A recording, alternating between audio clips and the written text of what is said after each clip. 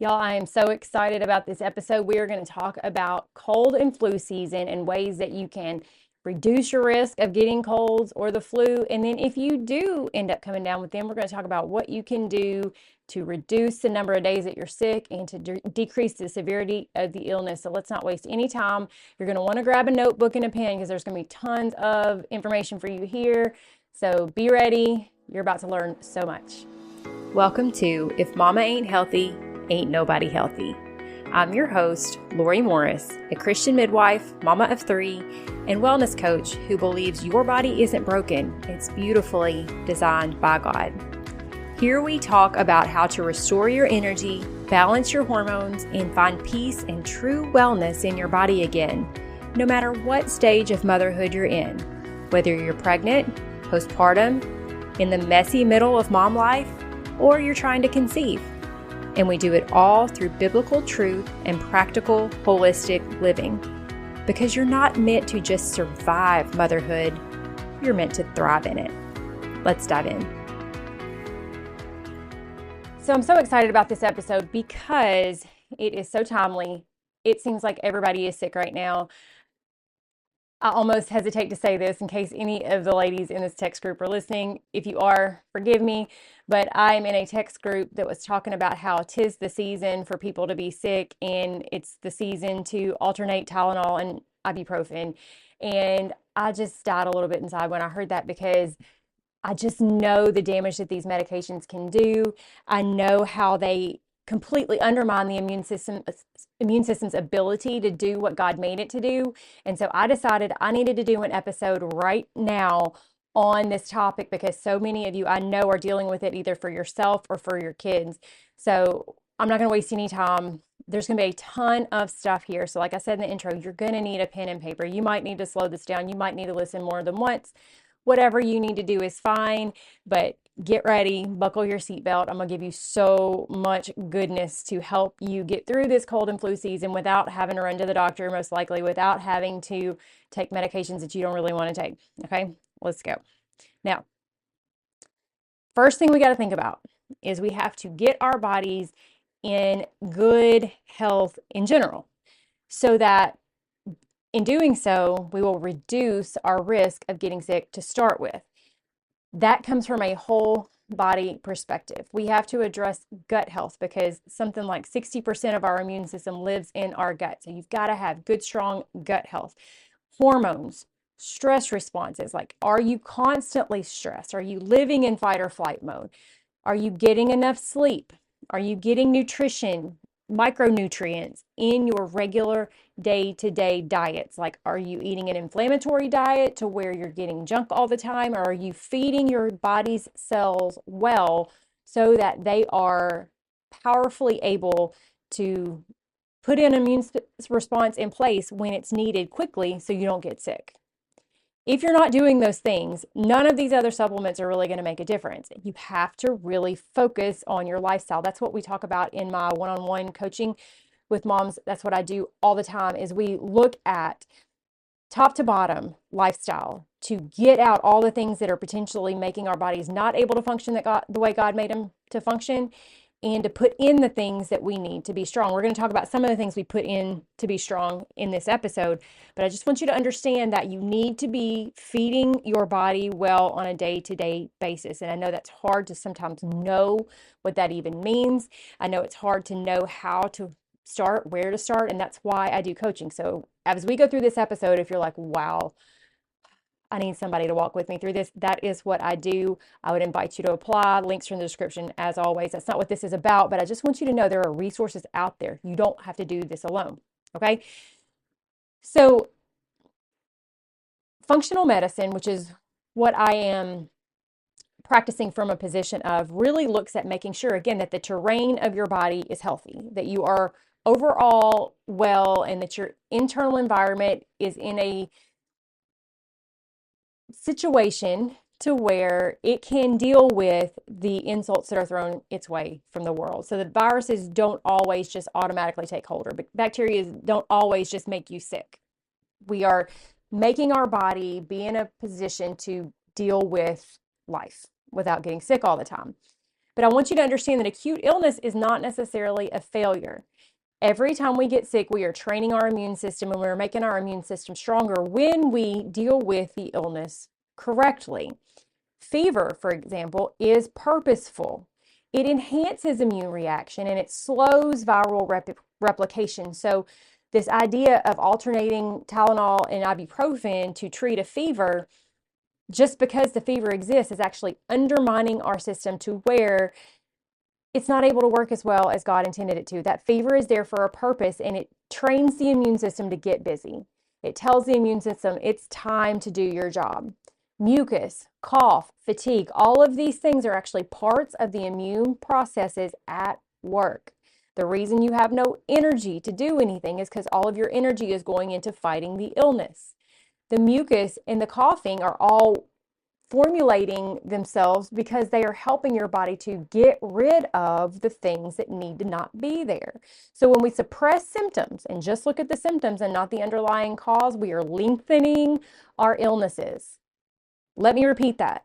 When we take away the fever, or when we try to get rid of the cough, or when we try to get rid of the mucus, only for those things, rather than treating the underlying terrain and making sure that our bodies are well and the full immune system is able to do its job. When we just look at the symptoms and we just say, I've got to get this out of me, I'm so miserable, I've got to get rid of this fever, or I've got to get rid of this cough, and we don't actually deal with the underlying problem, we are actually making the illness last longer.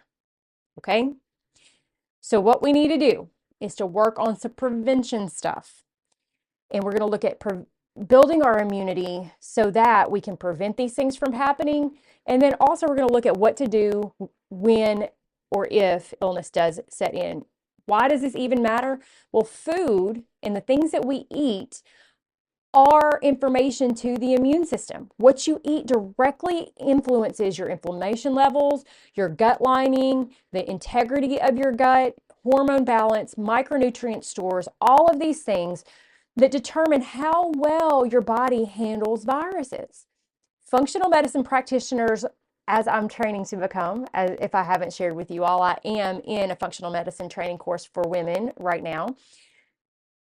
The way we look at things and the way we teach is that you can't just supplement yourself out of a nutritionally poor diet. You have to feed your cells well so that they can function well. The immune system relies on real food inputs day by day, every day. So let's go through the breakdown of the nutrients that you really need to be getting in order to have an intact immune system and a strong body to be able to deal with whatever immune system insults come along. Thing one, top of the list, is sleep. And I know you're like, yeah, get to the point. No, sleep is so important. Just one night of your sleep being cut short raises your susceptibility to viruses. You need to be aiming for 7 to 9 hours and with consistent rhythms, because melatonin increases cytokine efficiency, and cytokines are part of your immune system that fights off illness. If you're having trouble with sleep, again, this is something that I deal with in our coaching with my clients, because sleep is so essential. And so often there are things that we are doing in our lifestyles that are undermining our sleep. And so we deal with that in coaching all the time. Number two is blood sugar regulation. Another thing we deal with in coaching. Sugar is a big depressant of our immune activity, and it lasts for several hours after consumption. It also feeds illness. So, and when I say sugar, I don't just mean like you're eating just pure sugar, but things that are simple carbs that break down quickly into sugar, empty carbs, that kind of thing, not whole, real foods.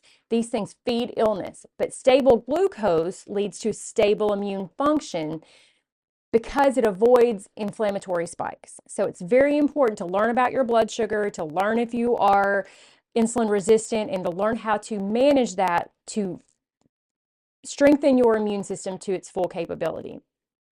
Number three, you need to be getting nutrient-dense foods and anti-inflammatory foods as pretty much the only component of your diet. All the inflammatory foods need to be cut out, and they're all the things that you probably know are bad for you.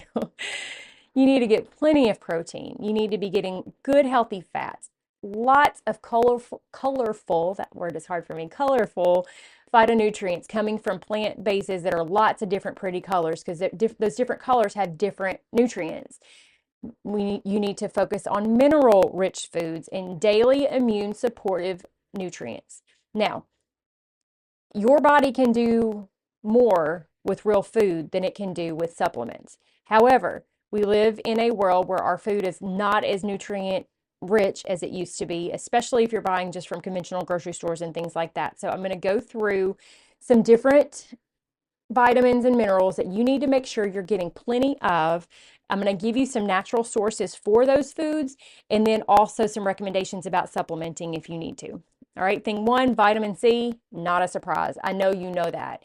Vitamin C is not something your body can naturally make on its own. And so it is something that you must make sure you are getting daily. Your white blood cells accumulate high concentrations of vitamin C to be able to function properly. And vitamin C neutralizes oxidative stress, which increases during infection. So some of the ways you can get that is through citrus, like oranges, lemons, limes, things like that. Peppers, like bell peppers, broccoli, berries, kiwi, and potatoes. The way that vitamin C supports immunity is that it enhances the white blood cell effectiveness. It supports production of interferons and which are antiviral signaling proteins. It improves barrier function of skin and mucous membranes. It helps shorten illness duration in clinical research. It enhances phagocytosis, which is the process that your body goes through where it basically eats or engulfs and eats the bad cells, the pathogens, the things that need to go. And it helps regenerate other antioxidants like vitamin E. So a good kind of rule of thumb for this is to eat the rainbow. Be sure you're eating lots and lots of different colors, emphasizing vitamin C foods every day. If you're going to supplement, most practitioners would recommend somewhere between 1,000 and 3,000 milligrams per day to prevent illness. If you have a flu, cold, whatever coming on, you can feel it coming, you can increase that pretty significantly without any bad effects, and sometimes really knock out that illness quickly. So, for instance, we in our household had the flu go through, or what I think was the flu last week through my son. He was the only one that got it. All the rest of us didn't, because as soon as we saw it happening, we started doing high dose vitamin C. I was taking, I don't know the milligrams exactly. I want to say it's 1,000 milligrams in one thing, 2 pills a day, and then in another source as well. So I was probably getting somewhere around 5,000 milligrams a day to make sure that I didn't get sick. And something worked. I actually felt like I was coming down with it on about day 3 of his illness. And I took a huge dose of vitamin C. I want to say I took around, I'm not going to say a number, because if I say it wrong and then you all take it, and you're going to get mad at me. So I'm not going to say a number, but it was a high dose. And I drank several herbal teas. I took zinc, which we're going to talk about. I took NAC, which we're going to talk about, and elderberry, and it stopped in its tracks and reversed. And so all I can say is that God is amazing, in the way that he made our bodies to heal is amazing when we give our bodies what we need. I know I digressed just a little bit. Let me get back on track to go through all these things, but I just want you to know these things actually really can work. Next thing is zinc-rich foods. You get zinc from things like beef, oysters, pumpkin seeds, lentils, cashews, dark meat chicken. Your body needs it because it's required for development and function of immune cells. Zinc is required for over 300 enzymatic reactions, which are involved in immune signaling. It is essential for development and function of white blood cells. So if you don't have enough zinc, you're not going to have enough white blood cells, which are the big powerhouses of your immune system. So zinc deficiency reduces the body's ability to fight viruses early. It inhibits viral replication, which means the virus is being able to make more of themselves. It strengthens mucosal immunity in the throat and sinuses. In the lozenges, zinc lozenges allow the throat and the oral mucosa, the skin on the inside of your mouth, to be coated with zinc, which is where viruses replicate early. So that's a good source for you to get your zinc from. It also reduces the duration of colds when adequate levels are present. So food first is obviously ideal, but supplements can fill the gaps if needed. And so you can take 10 to 30 milligrams per day during high exposure seasons like now to prevent getting sick. Next thing, vitamin A rich foods. Vitamin A is rich in liver, and that if you don't like liver, we talk about beef organ capsules here a lot. Beef organs are a good source, or the capsules are a good source to get that. So liver, egg yolks, butter from pasture-raised cows, carrots, sweet potatoes, squash, and dark leafy vegetables or dark leafy greens. Vitamin A maintains epithelial integrity, which is the integrity of your skin, and it's a first line defense where viruses enter. And when I say skin, I mean the skin on the inside of your mucosa and on the outside of your skin. Vitamin A is critical for development of immune cells like T and B lymphocytes. It prevents leaky mucous membranes, making it harder for viruses to penetrate to get inside your body to start with. And it enhances antibody responses, and it supports the healing of respiratory tissue. So you want to really focus on getting vitamin A. I really tend to recommend vitamin A to only come from your foods because there is a concern with toxicity when you're only getting it from supplements, but there's so many good sources there that I know most of you are probably already taking or eating, like egg yolks, that we'll just leave it at that for that one. I'm not going to give you specific recommendations necessarily for the supplement. Most multivitamins, the multivitamins that I recommend in my full script account, which you're welcome to go peruse. I will also have this in there, by the way. I'll have this protocol there so you can get all of these things in one spot at a discount.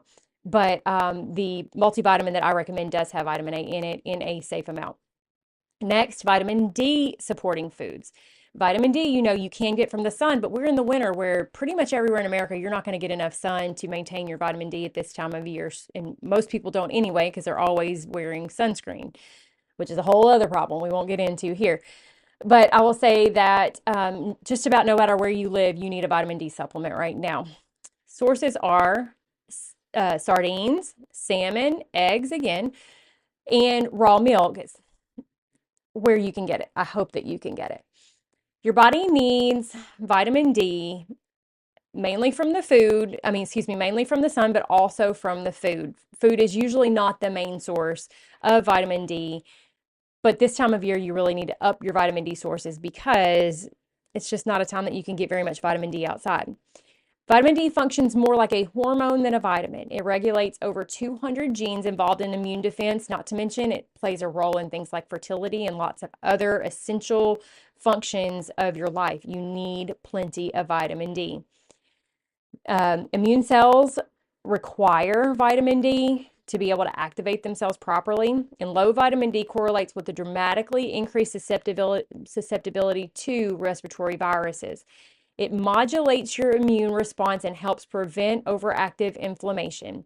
It enhances your innate immunity by boosting frontline defenses the moment of the virus first enters your body. It modulates inflammation, which prevents excessive cytokine response, which keeps it from overreacting, basically. It improves the epithelial barrier, that's a hard word, epithelial barrier function, and which strengthens the skin and the mucosal linings where viruses enter, kind of related to the vitamin A, like we said a minute ago. And it shortens the duration of viral illnesses in several studies. You cannot have a functioning, strong immune system if your vitamin D is low. So your optimal functional range is 50 to 80 nanograms per milliliter. I would say that I don't think there is one client that I have worked with one-on-one who has had even close to that. So it is very common for that to be deficient. So it is very important for you to be supplementing with somewhere around at least 2,000 to 3,000 milligrams of, or IUs, I can't remember if it's milligrams or IUs, of vitamin D every day. Preferably first thing in the morning, because you want to take it in line with when you would be getting the sun. You don't want to take it last thing of the day. You want to take it first thing in the morning. Okay, quercetin rich foods. Quercetin comes in apples, onions, capers, green tea, and berries. It is a flavonoid with anti-inflammatory and antiviral properties, and it helps to regulate mast cells and a histamine response, which is where you're kind of having that snotty allergic reaction to where you're just kind of like feeling the sickness coming on. It functions as a zinc ionophore, which means it helps to take the zinc and move it into the cells. It reduces upper respiratory inflammation and it supports antioxidant defenses. I personally believe that quercetin is something that most people need to be using year round. If it's used early, especially with vitamin C, it usually will decrease the length of your illness. So keep quercetin around. My vitamin C supplement that I was using actually had quercetin in it, so it was perfect. Next, omega-3 rich foods. You get omega-3s in salmon, sardines, mackerel, walnuts, flaxseed, and chia seeds. I personally get my omega-3s through a cod liver oil supplement, which I do have linked in my Fullscript account. You're welcome to go over there and check it out. It tastes great, and it will give you all of your omega-3s that you need for the day. You need it to regulate your inflammation pathways, and most Americans have a skewed ratio, sorry, I couldn't think of the word, a skewed ratio of omega-6 to omega-3s. We have way too many omega-3s and way too many omega-6s, which come from inflammatory fats and things like that, and not enough omega-3s, which leads us into an inflammatory state. When you increase the omega-3s, you fix that ratio, and it helps to prevent excessive inflammation responses during illness. It also supports cell membrane fluidity, and it improves immune cell communication, which basically means your immune system is able to communicate with the rest of your body well and to put this fight up that it needs to do. Next, I didn't talk about dosage for that, but that is all also on my Fullscript account with the cod liver oil, because that's really the main place that I would recommend you get any kind of supplementation of omega-3s. Next, you really need to focus on getting plenty of amino acid rich foods, which come from proteins, especially from proteins. Your sources are things like eggs, poultry, beef, fish, beans, lentils, Greek yogurt, and collagen rich broths. So your immune cells require amino acids for repair and replication. Replication is where the cells are making more cells. Maybe you remember that from biology class when you were in school. But that's immune cells have to have those amino acids to be able to do that. So amino acids support the production of IgA, which is an immune globulin A antibody in respiratory mucosa. Basically what that says is that's essential for that part of the respiratory system that is fighting off anything that it's coming into contact with. It also is essential amino acids are essential because they help maintain muscle mass, which are metabolically important for immune resilience, to fight insulin resistance, which puts you in a state that makes you more likely to have inflammation and get sick. So you want to emphasize getting lots of protein at every single meal to keep your blood sugar stabilized and to give your body these elements that it needs for immune system function. Next, you need to focus on mineral-rich foods. Minerals are found in things like bone broth, leafy greens, sea salt, coconut water, nuts, and seeds. Your body needs them because sodium, potassium, and magnesium are needed for lymphatic flow and fluid balance. That's the flow of the fluids through the lymph nodes in the lymph system. They support immunity because they help transport immune cells through the lymphatic system, which is connecting everything together, which is where it's helping get things cleared out. Okay. It also supports energy production during illness. And we all know when you're sick, you need energy. It's hard to do much of anything. So it will support that. Hydration in minerals is one of the first recommendations for you to increase when sickness sets in. So prevention obviously lends itself to know that having hydration in minerals is going to be one of the things you want to do both for prevention and for treatment. Next, polyphenol-rich foods. Polyphenol-rich foods means colorful foods. So as I said earlier, that eat the rainbow, Berries, peppers, pomegranates, red cabbage, green tea, dark chocolate, all of these things. Polyphenols are antioxidants that reduce oxidative stress and modulate inflammation. That means kind of control inflammation. They support immunity because they protect immune cells. They reduce viral binding and replication. Again, that replication word means where the virus is making more of itself. They support gut microbiome diversity as well. So always focus on, in the vegetables and the fruits that you're getting, focus on eating the rainbow, because that food that you're getting with all these different colors is the foundation of your immune function. All right, next, some culinary antivirals, things that you will eat in your food to season it that also help fight sickness. Sorry, almost said infection. That wasn't really the word I was going for. To help fight sickness. Things like garlic, ginger, and turmeric. These foods contain natural compounds that calm inflammation and support immune defense. Garlic has allicin in it, allicin, not like the person's name, Allison. Allicin is antiviral and antibacterial. That compound, allicin, is a sulfur compound that has antiviral, antibacterial, and antifungal activity, and it supports detox pathways and immune cell activity. It's good for, again, inhibiting viral replication. It supports healthy gut flora. Flora is the naturally occurring bacteria, so it supports those naturally healthy bacteria that live in your gut. It thins mucus and supports respiratory function, and it's excellent for both prevention and early stage illness. Ginger is anti-inflammatory and it supports circulation, and turmeric has curcumin in it, which curcumin reduces cytokine overactivity, as we mentioned earlier. I strongly recommend 1 to 2 cloves of garlic daily during high-risk seasons like now. You can put it anywhere in your cooked foods that you're eating. Some people like to put them in smoothies if the flavor isn't too much, but having that natural presence of these things really will help your body be able to fight off infection when it comes.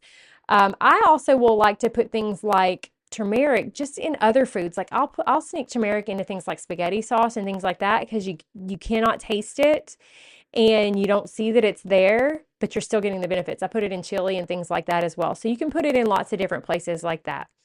So just think about getting garlic, ginger, and turmeric. Oh, ginger, I didn't mention that. You can buy ginger in the root, or you can buy it as a seasoning. I like to put ginger on top of my salads. I'll just kind of shred it up and put it on top of salads. So that's an idea of a way to get that in. Another thing that you need lots of is probiotics and fermented foods. Your gut houses 60 to 70% of your immune system, okay?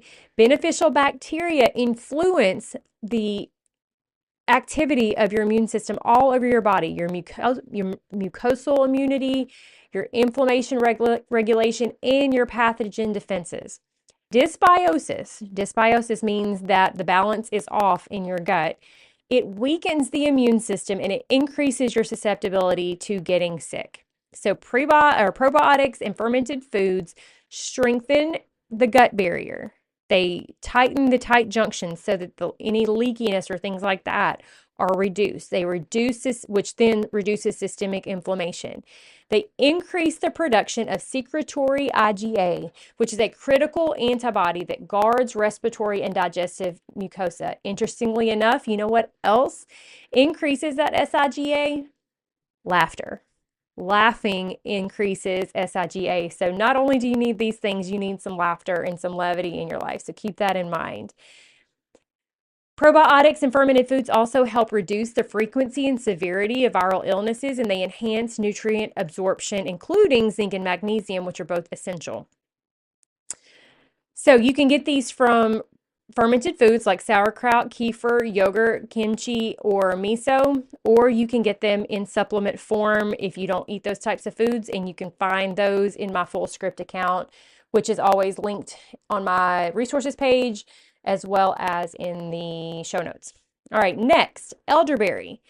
Elderberry, and I know this list is long. I know it's a lot of stuff, okay? But I promise you're going to be glad you have this. So just stick with me. Elderberry is rich in anthocyanins. That's a hard one to say. Anthocyanins.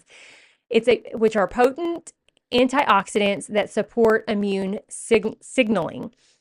It has natural antiviral compounds that block viruses from attaching to and entering cells. It's shown to reduce the duration and severity of influenza-like illnesses. In one study I read about, compared to placebo, it shortened viral illness time 4 days. That's significant. So keep that in mind. It supports mucosal immunity. It helps modulate inflammation without suppressing the immune response. Remember earlier I mentioned the downsides of medication. See, some of those medications, yes, they will modulate your inflammation. They'll decrease your inflammation, but they also suppress your immune response. This will not do that. You'll keep both intact. It's also excellent for early stage cold and flu support. Probably the best way to get elderberry syrup is through, I gave away the punchline, right?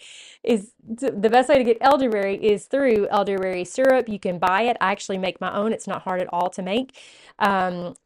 So that's one option. You can also use elderberry tea or elderberry tincture. So those are just some ways that you can get it. Okay. Next, echinacea. Echinacea stimulates that word I said before, phagocytosis, which is the engulfing of the pathogens by the immune system that then allows your body to process them out. It supports production of interferons, again, which are those antiviral signaling proteins. It's best used at the onset of symptoms, not as a daily, all-season preventative. So echinacea is just one of those that you want to keep on hand for when that illness hits, and then take it early, as soon as you get that onset of symptoms. That's one of the things that was in the teas that I took that day that I somehow made the flu stop in its tracks in my body. It can decrease the viral load early in infection. It helps reduce progression and severity of common colds. So it also it pairs well with elderberry. I did have a tea here that I could have shown you, but I don't see it now. But I have a tea from, I believe you call it Puka, P-U-K-K-A. I'll try to remember to link it below. But it has elderberry and echinacea together in it, and that is an organic tea. So I'll try to remember, like I said, to link that below. Next, astragalus. And astragalus is really just for prevention only. It's not so much for treatment. It is an adaptogenic herb that has been used for thousands of years in traditional Chinese medicine, and it supports immune modulation, especially during chronic stress. It helps prevent viral infections through immune strengthening, not stimulation. It enhances white blood cell production. It supports adrenal resilience, which is important because stress suppresses immunity. And it has mild antiviral and anti-inflammatory properties. So this is ideal for long-term strengthening, especially in people who have run-down immune systems already or in high exposure seasons, again, like now. All right, changing tracks a little bit. Sorry, completely lost the word I wanted to say. But just let's take a little bit of a shift here, and let's look real quick at the stress and nervous system regulation of immunity, because chronic stress decreases secretory IgA and mucosal immunity. So, earlier I said that one of the things that increases SIgA is laughter. Well, the opposite of laughter is being stressed out, right? Not even being able to laugh because you're so stressed. So it makes sense that if laughter will increase it, then stress will decrease it. So you really need to realize the immense impact of being overstressed. And not even necessarily like I'm so stressed out from life, but subconscious physiological stress from worrying or pushing yourself too hard or trying to do too much, and the things that does to your nervous system, and how that then impacts your inability to fight anything off, and it also impacts your insulin resistance. So what are some things you can do to regulate your stress in your nervous system? You can regularly incorporate things like breath work, really working on slowing your breathing down, prayer, scripture meditation. Being in nature is a great way, and it's a scientifically backed way to regulate your immune system. And limiting the constant onslaught of news and social media input. Those things keep us on or in fight or flight all the time. So regulate that, minimize it. Okay. Some other things that you can do that are free, that you don't have to go buy anything. I know the stress response we just talked about, it doesn't cost you anything. Hot to cold showers. Hot to cold showers, meaning you take your regular shower at your regular temperature of hot water like you like, but then the last 30 to 60 seconds of your shower, you turn it to cold. A study showed that people who do that one practice reduced their sick days of having to miss work by 29% from things like the flu. So that might be something to incorporate into your day-to-day routine. Also, salt water gargles or salt water in a neti pot. So salt water pulls fluid out of inflamed tissues, which reduces pain and makes swelling less, which then will make breathing easier when we're talking about in our nasal passages. And so when you do a salt water gargle, you're putting that salt water right there on the tissue where the pain and the inflammation might be if you're dealing with a sore throat. If you have a cold or the flu and you're dealing with, all the snot and all the congestion and not being able to breathe in your nose, the neti pot will flush that out. I love neti pots, and if you will do those, especially if you've been exposed to something but you're not sick yet, or on the first sign of being sick, you will keep those passages flushed out. It will keep the viral replication from being quite so much, and it can shorten your illness. Okay, so now let's shift into talking about what do you need to do if the symptoms start. So when your symptoms start, what do you do in that first 24 to 48 hours? First, slow down. Support your body. Don't fight against it. Don't push through. Don't keep going at 150% of your maximum. Slow down. Okay? Rest is the most underrated immune therapy. You've got to give your body the chance to fight this off, and you can only do that well by resting. Reduce your work, cancel all the extras. Your immune activity requires massive energy, and you have to give your body space to be able to do what it needs to do. Kick in nutritional support. Get bone broths, citrus, berries, garlic and ginger, warm herbal teas, reduce sugar and dairy, if it's conventional dairy, that is, immediately. Cut sugar out. You don't want to feed this illness. You want to get better. So cut all those things out and add the first things, cut out the last things. All right, key supplements to increase when you feel that sickness coming. These are the things that I did. This is what stopped my illness in its tracks just last week. And I thank God that he put these things in my head, because it's like I know these things, and sometimes even though I know them, I forget them, and it almost got me. And then I got to where I was sitting down. Me and my girls were decorating our house for Christmas, and I was like, I cannot do this anymore. I am going down fast. I kept saying, I'm spiraling. So I took these things, I think almost all of them that I got in my notes. Yeah, I did. I took all of these things along with herbal teas, and it stopped. All right. Thing one was vitamin C, as we talked about before. Zinc, specifically zinc lozenges if you have them. I did not. I took mine in pill form. Elderberry. I did not do this one. Herbal steam and salt water gargles. Got all choked up on that one.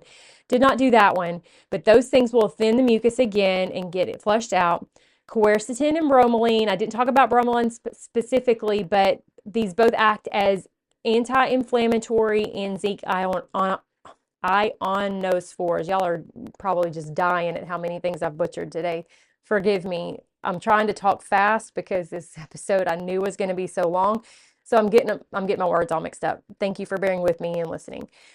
And then finally, vitamin D. I took a big dose of vitamin D because I knew that is so important to immunity. Oh, that's not finally. I'm sorry. One more thing. NAC, which is N-acetylcysteine. We didn't talk about that before because that's not really necessarily a preventative thing. This is a treatment thing. It is a powerful antioxidant that protects the lungs and other organs from damage.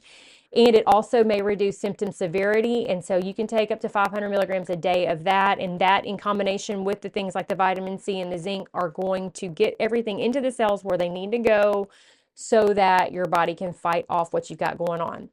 Now, one of the coolest things that I have seen work in my family that is completely from nature, an herbal treatment that is free for most people, at least if you have any kind of, if you've seen this stuff around anywhere. If you've ever been out walking and you've ever seen that plant, that the leaves are long and broad and they're furry looking and they almost feel, just they feel soft and like fuzzy. Now, obviously, you need to do some confirmation and have somebody that knows what they're looking at with you. You can't just take it from those words that I just gave you, but you can look it up online and do some research. That leaf is called mullein, and mullein is an excellent treatment for respiratory problems. And mullein is what made my son better, not this time, but the last time a year or so ago when he had a respiratory thing going on. All you need to do is make a mullein infusion. This is a great tea. It's very tasty. Kids will drink it, and it is a great treatment for those first 24 to 48 hours when these symptoms first set in. So all you need is 1 to 2 tablespoons of dried mullein or 1 to 2 leaves if it's fresh mullein.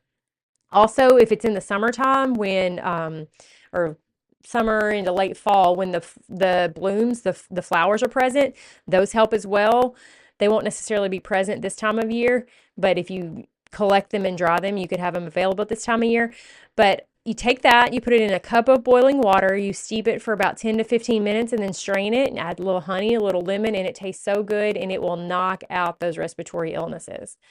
All right, so let's talk about finally working with your symptoms instead of against them. When that fever pops, remember that increases your immune system response. It increases white blood cell activity. It slows the viral replication. So just hydrate and rest and monitor your kids. Like, they shouldn't be getting lethargic or floppy or anything like that. If they get to that point, yes, you need treatment. But up until that point, support them, keep them hydrated, keep them nourished, and let them rest. Don't automatically run off into taking medications that are only going to undermine this beautiful immune system that God gave us. They should only be used in a very few specific situations because of the way that they undermine your immunity.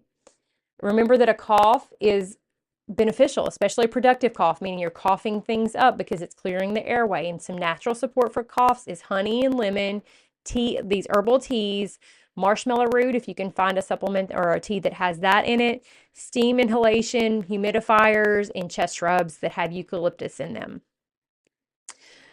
Congestion is a big problem with these things, so natural support for that, again, is the sinus rinses, the neti pots, things like that.